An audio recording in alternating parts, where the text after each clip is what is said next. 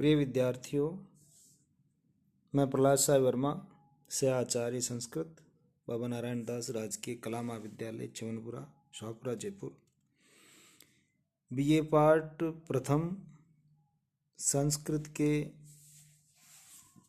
द्वितीय प्रश्न पत्र में हम महाकवि भारवीकृत किरातार्जुनीयम के प्रथम सर्ग का अध्ययन कर रहे थे, जिसके 8वें पद्य तक हमने पिछले वीडियो में पढ़ लिया है। 9वें पद्य से आज इस वीडियो में पढ़ना प्रारंभ करेंगे। 9वां पद्य इस प्रकार है। कृतारी षड्वर्ग जयेन मानवीम अगम्य रूपाम पदवीम प्रपित सुना विभज्य नक्तम दिवम अस्ततंद्रिणा वितन्यते तेन नयेन पौरुषम। अन्वय इसका इस प्रकार है। कृतारी षड्वर्ग जयेन अगम्य रूपाम मानवीम पदवीम प्रपित सुना अस्ततंद्रिणा तेन नक्तम दिवम विभज्य नयेन पौरुषम वितन्यते। अर्थात काम क्रोधादि 6 आंतरिक शत्रुओं को जीतने वाला, काम क्रोध लोभ मोह मद मात्सर्य आदि जो आंतरिक शत्रु हैं, इन आंतरिक शत्रुओं को जीतने वाला, अगम्य रूपाम मानवीम पदवीम प्रपित सुना, साधारण जनों के द्वारा अगम्य और मनु द्वारा प्रतिपादित शासन पद्धति को अपनाने की इच्छा वाला, अस्ततंद्रिणा तेन नक्तम दिवम विभज्य, आलस्य रहित वह दुर्योधन रात दिन का ठीक ठीक विभाजन करके नयेन पौरुषम वितन्यते, अब नीति पूर्वक अपने पुरुषार्थ को बढ़ाने का प्रयास कर रहा है। अर्थात भारतीय राजनीति शास्त्र के अनुसार शासक को सदाचारी एवं जितेंद्रिय होना चाहिए। अतः दुर्योधन भी काम क्रोध आदि इन 6 आंतरिक शत्रुओं को अपने वश में करके मनु के द्वारा बताए गए मार्ग से आलस्य रहित बना हुआ अब प्रजा पालन के सभी कार्यों का स्वयं संपादन करता है, किंतु सभी कार्य एक साथ नहीं किए जा सकते हैं।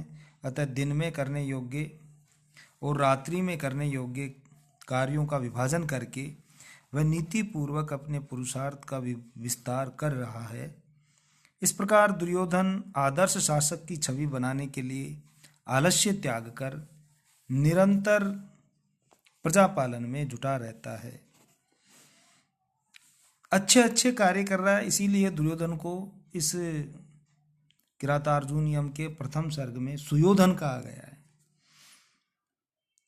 इसमें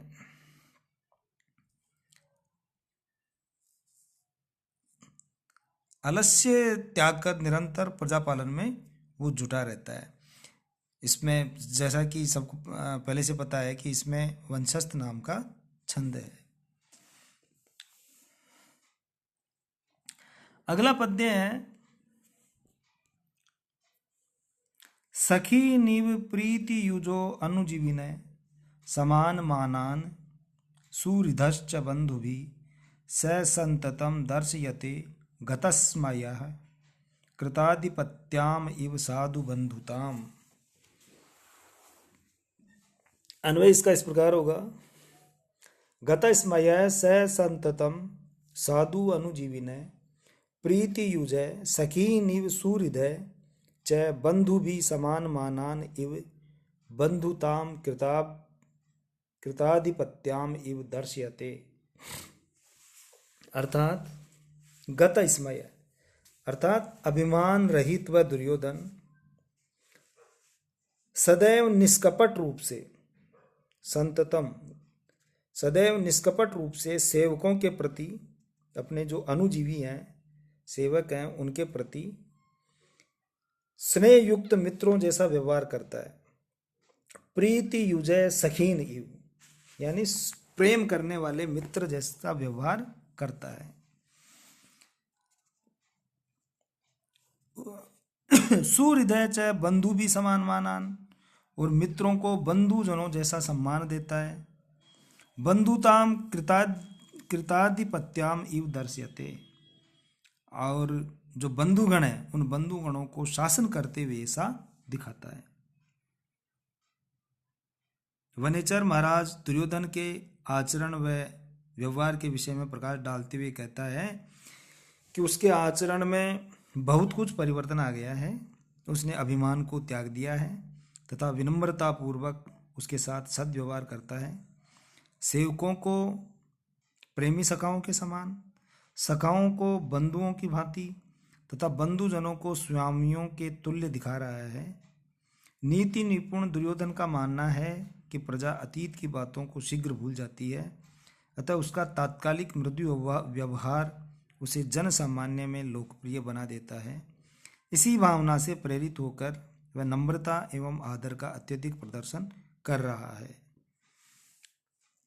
इसमें उपमा अलंकार और वंशस्थ नाम की छंद है।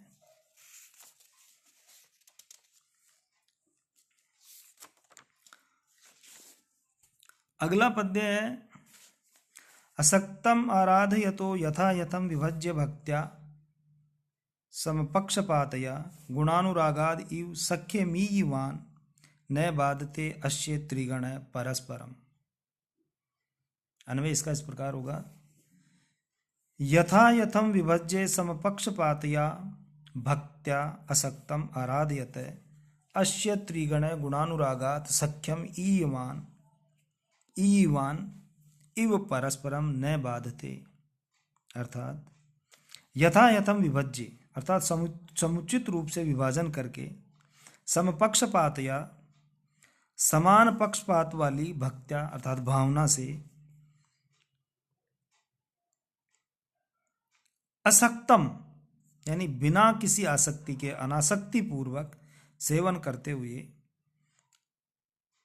आराध्यत है अनासक्ति पूर्वक सेवन करते हुए इस दुर्योधन के गुणों के प्रेम से, अस्य त्रिगण इस दुर्योधन के त्रिगण अर्थात धर्म अर्थ और काम ये तीनों गुणानुरागात मित्रता को प्राप्त हुए के समान, सख्यम ईयवान अब एक दूसरे के गुणों से अनुराग करते हुए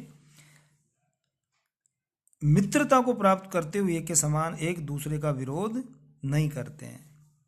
परस्परम न बाधते एक दूसरे के रास्ते में बाधा उत्पन्न नहीं करते हैं। अर्थात दुर्योधन के जो त्रिगण है धर्म अर्थ और काम ये तीनों अच्छी तरह फल फूल रहे हैं। तीनों की प्राप्ति में दूसरा जो पुरुषार्थ है वो बाधा उत्पन्न नहीं करता है, एक दूसरे में बाधा उत्पन्न नहीं करते हैं। भारतीय संस्कृति में जीवन में 4 पुरुषार्थ माने गए हैं। इनमें मोक्ष ही चरम लक्ष्य है। लौकिक जीवन के 3 लक्ष्य हैं, धर्म अर्थ और काम। इनकी संतुलित उपलब्धि में ही जीवन की सफलता व व्यक्तित्व का पूर्ण विकास निर्भर करता है। वनेचर कहता है कि इसी कारण दुर्योधन भी अपने शासन के अंतर्गत धर्म अर्थ और काम रूपी त्रिवर्ग का पूर्ण ध्यान रखे हुए है। तीनों के प्रति समान भाव रखते हुए वह उनका सेवन कर रहा है। उसके यहाँ धर्म सेवन के समय अर्थ और काम से कोई बाधा नहीं पहुँचती, न अर्थोपार्जन में धर्म और काम बाधा डालते हैं। काम के सेवन में अर्थ एवं धर्म का कोई विरोध नहीं होता है। समान रूप से सेवन के कारण तीनों ही निर्बाध रूप से उसके राज्य में वृद्धि को प्राप्त हो रहे हैं। कवि की मान्यता है कि मानो ये तीनों ही दुर्योधन के गुणानुराग से आकृष्ट होकर उसमें निवास करने के लिए अपनी सहज शत्रुता त्याग कर मित्र बन गए हैं। इसमें उत्प्रेक्षा अलंकार है और वंशस्थ नाम की छंद है। अगला पद्य है निरत्ययम सामने दान वर्जितम न भूरि दानम विरय्य सत्क्रियाम प्रवर्तते तस्य विशेषशालिनी गुणानुरोधेन विना न सत्क्रिया। अन्वय इसका इस प्रकार होगा, तस्य निरत्ययम साम दान वर्जितम न भूरि दानम सत्क्रियां विरह्य न विशेषशालिनी सत्क्रिया गुणानुरोधेन विना न प्रवर्तते। अर्थात उस दुर्योधन का निष्कपट मधुर वचन तस्य निरत्यम साम दान वर्जितम न, उस दुर्योधन का निष्कपट मधुर वचन बिना दान के नहीं होता है। भूरि दानम सत्क्रियाम विरह्य न, और प्रचुर मात्रा में दिया गया दान आदर सत्कार को छोड़कर नहीं होता है, यानी साथ में आदर सत्कार भी किया जाता है। विशेषशालिनी सत्क्रिया, और विशेष प्रकार से किया गया आदर गुणों का मूल्यांकन किए बिना नहीं किया जाता। गुणानुरोधेन विना न प्रवर्तते, उसके गुणों का सही सही आकलन किए बिना विशेष आदर नहीं किया जाता है। इस पद्य में राजा दुर्योधन के द्वारा अपने परिजनों का हृदय जीतने के लिए साम दान आदि प्रयासों का वर्णन किया गया है। वह उनसे मधुर वचन बोलता है। केवल प्रिय भाषण से ही सेवक संतुष्ट नहीं होते हैं, अतः वह उन्हें उचित पुरस्कार आदि भी देता है।